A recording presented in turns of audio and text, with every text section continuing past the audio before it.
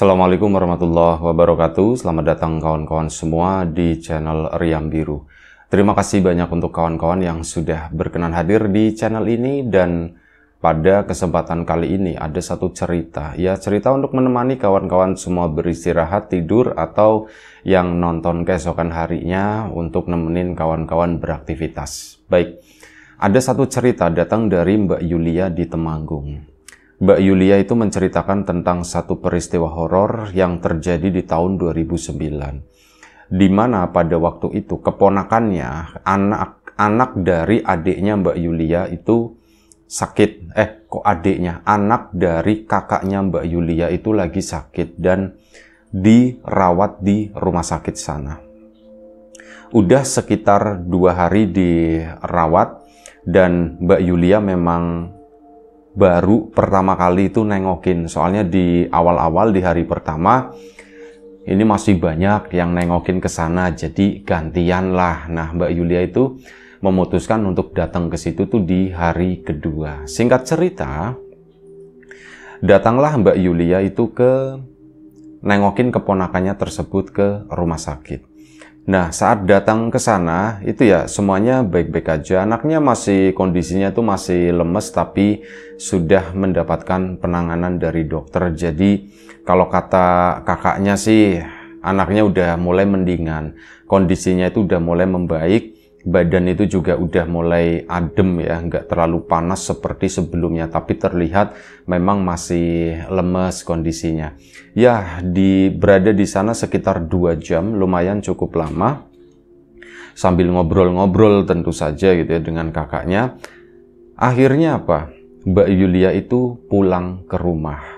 Kakaknya itu udah misah, tinggalnya itu udah nggak satu rumah sama Mbak Yulia. Mbak Yulia sendiri tinggal masih sama orang tua karena waktu itu belum menikah ya.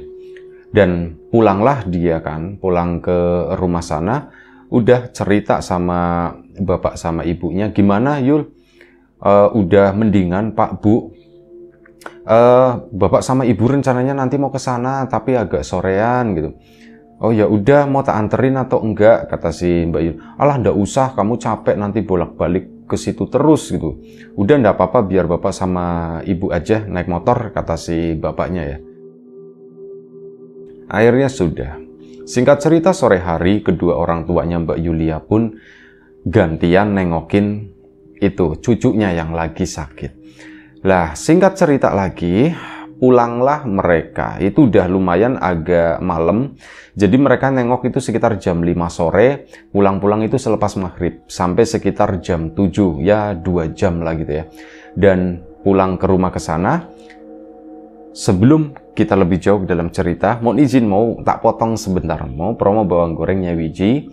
Lagi-lagi jangan bosan-bosan ya kawan-kawan. Bawang gorengnya Wiji, bawang renyah, bawang murni tanpa campuran apapun. Rasanya itu mantap.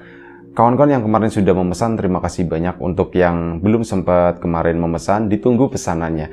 Kawan-kawan yang sudah mampir di channel Lapak Horor juga tentu saja terima kasih banyak atas support dan dukungannya. Baik, kita lanjut lagi cerita dari Mbak Yulia tadi. Kedua orang tuanya pulang. Udah lumayan cukup malam gitu kan. Bapak itu masih sibuk masukin motor. Mbak Yulia itu posisinya udah di dalam rumah. Adiknya Mbak Yulia, cowok itu lagi main keluar. Jadi di rumah itu cuman Mbak Yulia doang. Bapak kan naruh nyimpen motor. Ibu itu ceritanya kebelet. Pengen buru-buru ke sana. Jadi nahan pipis itu mulai dari di sana di rumah sakit. Cuman katanya nggak biasa gitu ya. Ibu itu memang nggak biasa. Kalau ya apalagi di rumah sakit gitu ya, mungkin ibu itu merasa agak sedikit gimana gitu ya, bekas orang sakit atau apa, ndak mau akhirnya ditahan sampai rumah.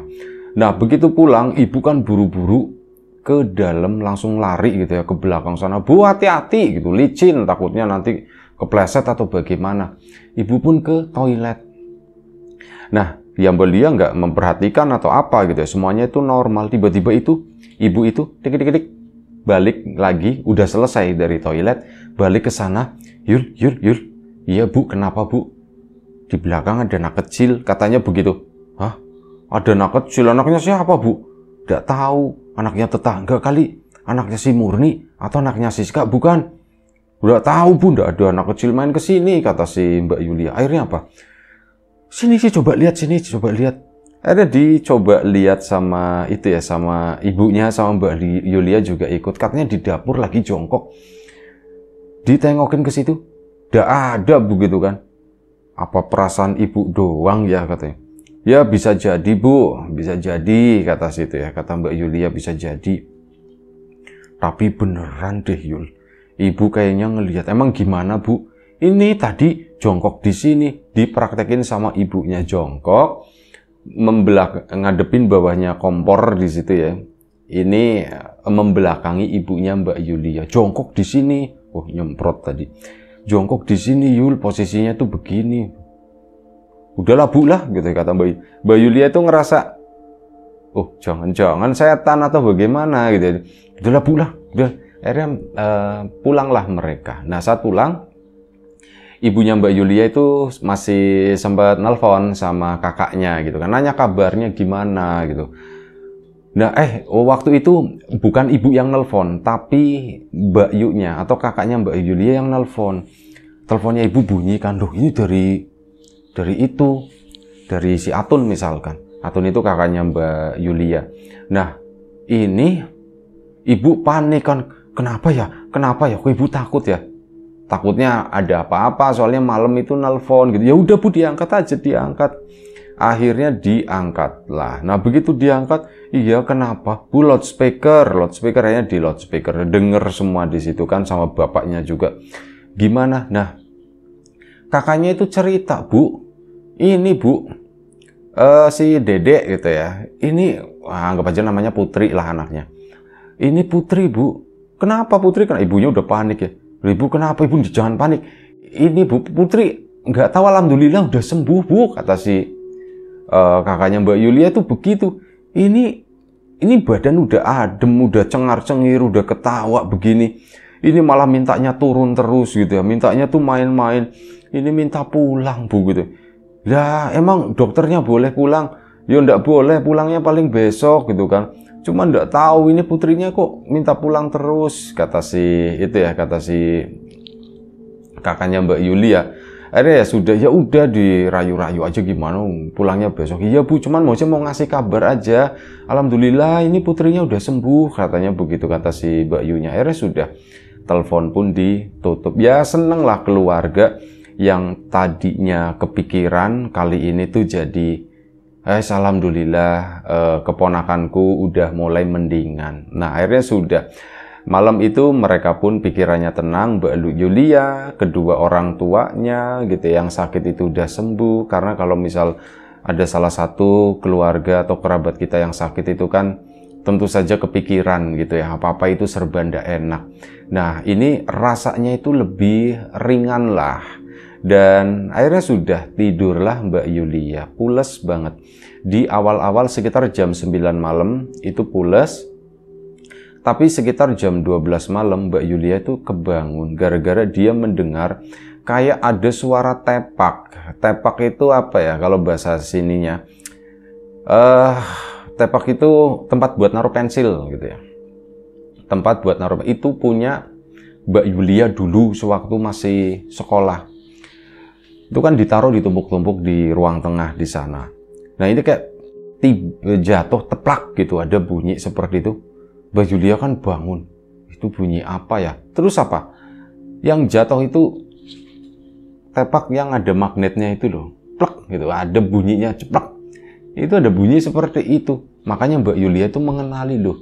Ini kok kayak bunyi tepak pensilku ya, kata si Mbak Yulia. Ini siapa yang ini? Oh mungkin ibu kali mau. Tapi pulpen kan nggak taruh di sana, di dalamnya itu cuma pensil-pensil. Dia nggak tahu pensil-pensil dari bekas aku dulu, nggak pernah dibuka-buka. Itu suara di sana, ini kayak orang lagi sibuk, lagi mainin tepak. Ada bunyi pensil yang bertabrakan, bunyi khas kayunya seperti itu. Bahkan apa? Pulpennya itu dulu punya Mbak Yulia itu masih cetak. Itu pun dimainin. Mbak Yulia kan penasaran. Ini siapa sih ya? Masa ibu begitu kan? Penasaranlah dia, bangunlah dia, akhirnya buka pintu ngecek. Begitu dicek, ada anak kecil lagi mainin itu tepak. Kamu siapa? Ditanya begitu sama Mbak Yulia. Begitu nengok ke arahnya Mbak Yulia, itu kaget bukan main Mbak Yulia. Jadi mohon maaf, si anak kecil itu tampangnya itu kayak muka orang dewasa. Matanya itu belok, gede, matanya gede. Dan ya mohon maaf ya, kalau gambaran dari Mbak Yulia mirip-mirip atau identik dengan ini mohon maaf, orang yang apa ya, yang cebol seperti itu. Orang yang ukurannya kecil. Nah, identik dengan seperti itu, gemuk-gemuknya, bentuk-bentuk mukanya, jidatnya itu agak jenong begitu ya. Itu seperti itu, rambutnya itu keriting, diikat di sini dua, rambutnya pendek diikat dua gitu kayak mau lepas. Itu tiba-tiba nengok begitu, Mbak Yulia, astagfirullahaladzim, yo kaget dia. Kamu siapa? Kamu siapa? Itu nyengir, ketawa, ngikrik gitu ya, ngikrik jangkrik ya, cuman ngikik maksudnya itu begiki seperti itu. Mbak Yulia langsung masuk kamar, tutup pintu, gebrak. Bapak sama ibunya mungkin denger, bangunlah, Yul, kenapa Yul, gitu kan? Bu, aku takut Bu, kata si Mbak Yulia. Ya udah takut, buka pintunya, kata si ibu. Akhirnya kan dikancing waktu itu pintunya, akhirnya apa? Dibuka sama Mbak Yulia. Ibu sama bapaknya, kenapa? Kamu kenapa? Bu, aku ngeliat setan tadi, kata si Mbak Yulia. Setan apa? Di mana? Itu Bu. Nah, saat itu kondisi tepaknya memang terjatuh dan posisinya tuh terbuka dengan pensil itu berjatuhan, berserakan di sana. Itu Bu, ibunya pun nengok ke sana ya. Di mana Yul? Itu Bu, tadi lagi mainin tepak pensil. Terus ibunya mungkin takut juga. Akhirnya apa? Masuk ke dalam kamar. Masuk ke dalam kamar, pintu ditutup. Bapaknya juga ikut. Ini adiknya yang cowok. Ini belum pulang. Waktu itu masih main lah begadang di rumah tetangga di situ. Nah, akhirnya apa? Ceritalah Mbak Yulia, Bu, di situ Bu, aku ngeliat Bu, seperti ini Bu.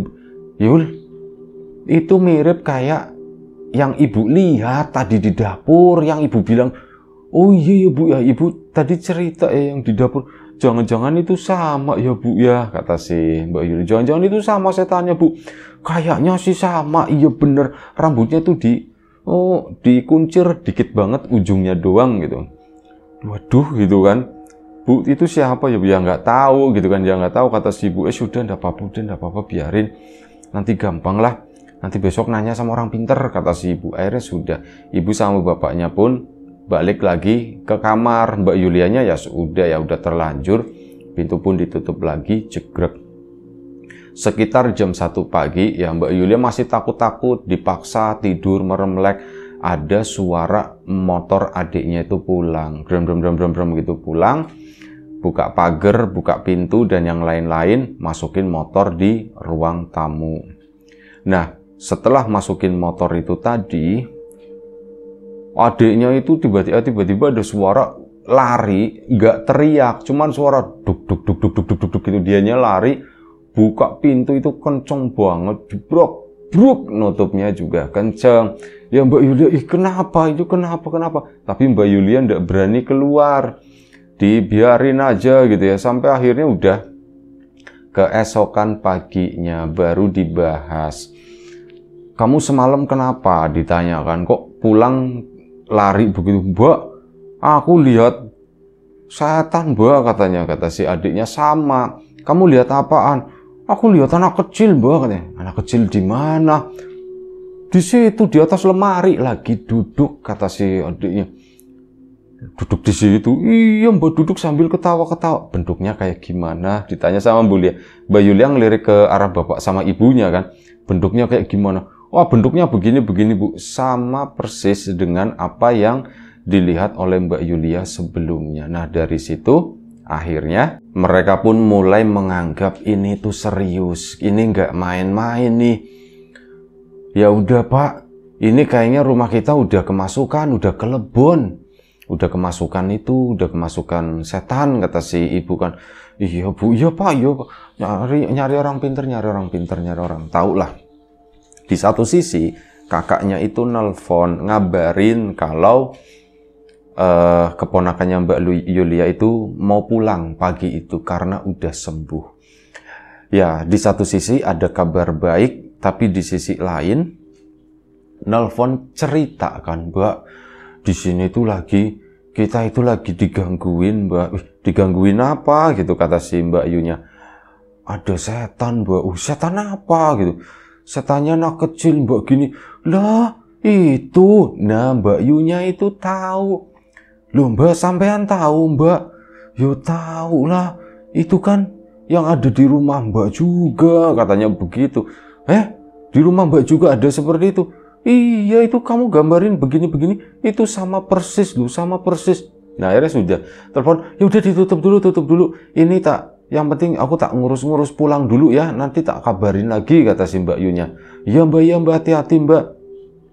Mau dijemput ke situ, alah sudah usah, kata si Mbaknya. Udah gampang. Si Mbak Yunya pun akhirnya pulang. Nah, ini bapak sama ibu menunda dulu masalah itu, nyari orang pintar. Lagian belum tahu siapa ya kira-kira yang bisa dimintain tolong. Di kampungnya Mbak Yulia kebetulan memang tidak ada ya, kalaupun pintar-pintar itu pintar-pintar ngitung nomor gitu, bukan pintar-pintar yang seperti itu. Akhirnya nggak ada kan, belum ada informasi, masih nyari-nyari. Ini adiknya Mbak Yulia juga disuruh sana nyari teman kamu, barangkali ada kenalan. Adiknya Mbak Yulia pun keluar. Nah, sekitar jam setengah 12 siang, kakaknya itu main ke situ dateng. Cuman si Putri, anaknya, itu ditinggal di rumah sama bapaknya. Main ke situ, Bu, gimana? Yul, gimana? Iya, ada penampakan di sini. Ada anak kecil, modelannya tuh begini. Ini si Ardi juga ngelihat. Iya, Di, kamu ngelihat? Di, iya, Mbak, aku ngelihat, Mbak.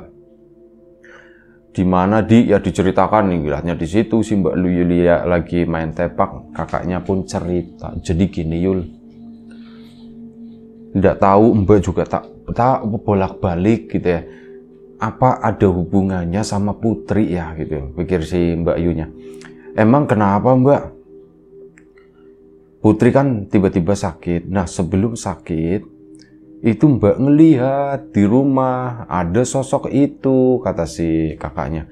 Sosok itu sama persis dengan apa yang kamu sebutin lah, bentukannya kayak gitu. Sampai Mbak aja itu ketakutan, nggak bisa tidur selama 2 hari. Setelah itu Putri sakit, ya udah, ya dibawa ke rumah sakit lah, karena memang nggak sembuh-sembuh kan. Waktu itu udah 4 hari. Kok demam nggak turun-turun, khawatir kenapa-kenapa, bawalah ke rumah sakit. Ya ke rumah sakit dibilangnya virus. Tapi ada yang aneh. Kamu inget ndak? Bapak sama ibu yang terakhir nengokin itu. Oh iya, semalam kan berarti. Iya betul semalam. Nah, itu sepulangnya bapak sama ibu dari rumah sakit, Putri sembuh, langsung jadi enakan badannya. Bu, ibu sama bapak, ibu yang waktu ngeliat itu kan berarti pulang dari rumah sakit ya, Bu ya? Iya, ibu pulang dari rumah sakit waktu itu nahan pipis, langsung ke belakang ke dapur sana, dan yang ngeliat itu, Bu, berarti setan itu dari rumahnya sih, Mbak. Nempel di Putri, Putrinya sakit, Putri dirawat di sana, bapak sama ibu nengokin, aku juga nengokin. Si setan itu nempel sama ibu atau bapak, katanya begitu. Terus apa? Kebawa ke rumah ini. Nah, Putri kan udah nggak ditempelin, akhirnya sembuh. Sekarang pindah ke sini. Ya di rumah ini, Bu, ikut sama bapak atau ibu. Masa ibu sih? Ya nggak tahu, Bu, gitu. Ikut bapak kali. Oh, bapak pun kayak bingung gitu ya. Oh, bapak sih ya. Masa iya bisa ngikut bapak? Nah, akhirnya bapak kayak diem aja begitu, kayak berpikir. Ini Mbak Yulia sama yang lain itu masih ngobrol-ngobrol, kemungkinan tuh seperti itu. Dan akhirnya si Ardi, adiknya, itu disuruh keluar lagi. Maksudnya sana nyari-nyari lagi. Ya aku nyarinya lagi. Akhirnya keluarkan adiknya. Nah, saat lagi mereka itu pada terdiam gitu ya. Terdiam karena ngeliat bapak kok dari tadi diem aja, Bu. Apa karena sesuatu ya, Bu ya? Sesuatu apa, Pak? Ah, bapak bingung ngomongnya katanya. Ya Pak, ngomong aja. Beberapa hari yang lalu, lah tepatnya beberapa minggu yang lalu, kata bapak. Bapak itu pernah dititipin, Bu. Oh, dititipin apa, Pak? Bapak itu dititipin keris, Bu, katanya. Oh, dititipin keris, Pak. Mana kerisnya itu? Kerisnya tuh keris kecil, kata si bapak. Mana Pak, gitu kan. Mana. Akhirnya bapak pun kesana ngambil, itu ada satu kotak. Itu ada kerisnya, mungkin keris nggak terlalu besar gitu ya. Bukan kayak bentuk kayak model semar mesem kayak gitu tuh, bukan. Kerisnya tuh kayak keris biasa, cuman kecil. Itu ditaruh di kotak tersebut kayak semacam lebih kayak ke aksesoris seperti itulah, lebih kayak cindera mata. Itu ditaruh di sana, bentuknya bagus, digarap pun serius sepertinya. Nah, ini sama alasan yang nitipin, takut ketahuan sama istri saya. Istri saya tuh lagi pusing, lagi nyariin kayak gitu emas atau apa buat dijualin. Makanya sementara tak titipin sampean dulu ya, Mas ya. Itu, Bu, akhirnya tak titipin di sini. Ya wis, bapak yang nggak ngomong-ngomong sama ibu, orang cuman barang begitu doang. Oh iya, Pak, enggak apa-apa. Terus akhirnya apa? Si Ardi pun datang. Bu, ada katanya. Siapa di? Darminto. Darminto siapa? Darminto anaknya si Pak itu. Loh, emang dia pinter? Pinter, Bu, kata si Mas Ardi. Akhirnya ya sudah, panggil. Akhirnya dipanggil lah si Mas Darminto. Ya nanya, kenapa, Bu, gitu kan. Kenapa, Pak, ada apa? Jadi begini, Tok. Di rumah kami itu ada setan, intinya begitu ya. Oh, Bapak bawa apa dari luar gitu kan, ditanya begitu, bawa apa dari luar. Ini padahal belum diceritain loh masalah keris itu ya. Akhirnya bapak pun cerita, dan ya itu, Pak, itu yang ngebawa. Tapi kan saya ke rumah sakit nggak bawa. Ya iya, tapi kan bapak itu menerima itu, jadi energinya itu nempel sama bapak, dan itu mungkin bikin sosok tadi tertarik, makanya ikut ke rumah ini, kata si Mas Minto. Lah terus gimana ini, Tok? Ya itu, ndak apa-apa, nanti saya coba tak pindahin, kata si Mas Minto. Ya udah, Tok, minta tolong. Iya, Pak, cuman bisanya nanti malam, katanya begitu. Soalnya saya mau nganterin ibu. Loh, kenapa kamu mau kenapa? Ibu saya mau periksa giginya itu bolong, katanya sakit. Oh begitu. Kapan, Tok? Nanti malam ya, Pak ya. Saya kesini lagi. Akhirnya apa? Malam harinya ya, singkat cerita, Mas Minto ke situ lagi, diritualin lah. Dan di ujung-ujung itu ada, kata Mbak Yulia, ada sesuatu yang lucu. Mas Minto ini meragain gitu, dan sepertinya ini serius. Jadi tangannya Mas Minto di belakang begini, seolah-olah lagi ngegendong sesuatu. Dan Mas Minto, cara jalannya itu kayak orang main jungkat-jungkit. Kaki satu, kaki satunya lagi, kaki satunya lagi, kaki satunya lagi. Itu kayak gitu, sambil ngegendong. Itu kayak lagi ngegendong anak kecil, lagi main-mainin lah seperti itu ya. Itu kayak gitu, sepanjang jalan itu ke sana, sampai warga itu pun juga pada ngeliatin, ih, Minto gendong apaan? Ya, keluarganya Mbak Yulia cerita, Minto itu lagi begini, itu dibawa ke sana beneran jauh, sampai ke sungai. Sungai diseberangi, dan udah di situ tuh diturunin. Saat udah diturunin ya sudah, Mas Minto pun pulang. Ya cerita, udah Pak, udah tak pindahin ke sana, nanti nggak kesini lagi. Oh begitu ya, Tok ya. Tok, kamu begitu apa ndak capek? Yo capek, Pak, gitu. Cuman maunya begitu. Jadi ya sudahlah, tak turutin daripada ribut gitu kan. Jadi mending tak turutin, maunya tuh diajakin main-main semacam itu. Ya sudah, tak gendong, tak bawa ke sana. Wes baunya itu ndak enak, Pak, kata si Mas Minto. Nah, cerita-cerita akhirnya apa? Ya pengertian lah Bapak sama ibunya Mbak Yulia. ngasih sesuatu sebagai tanda terima kasih ke Mas Minto. Dan alhamdulillah memang benar setelah itu penampakan itu udah nggak kelihatan lagi, udah nggak terjadi lagi. Dan Putri, keponakannya Mbak Yulia itu pun ya sembuh seperti sedia kala. Ya itu aja satu cerita dari Mbak Yulia. Terima kasih Mbak Yulia, semoga cerita ini tetap bisa menghibur kawan-kawan semuanya. Baik, itu aja. Terima kasih banyak kawan-kawan semuanya atas support dan dukungannya apapun itu. Kawan-kawan subscriber, kawan-kawan membership, kawan-kawan yang udah kasih support dalam bentuk super thanks ke Riam Biru. Terima kasih banyak. Kawan-kawan yang udah ngasih like, udah nge-share yang lainnya, kawan-kawan yang udah ninggalin komentar juga, terima kasih banyak. Kawan-kawan yang sudah memesan bawang gorengnya Wiji, tentu saja terima kasih. Kawan-kawan yang belum memesan, ditunggu pesanannya. Kawan-kawan yang sudah mampir di channel Lapak Horor juga, terima kasih banyak. Ya, doa terbaik dari kami untuk kawan-kawan semua, semoga selalu diberi kemudahan dalam hal apapun, termasuk kemudahan dalam hal rezeki. Yang sakit segera diberi kesembuhan, yang sehat tetap dijaga kesehatannya. Baik, sampai jumpa di episode selanjutnya Riam Biru. Sekali lagi, terima kasih banyak. Jaga kesehatan kawan-kawan semuanya. Assalamualaikum warahmatullahi wabarakatuh.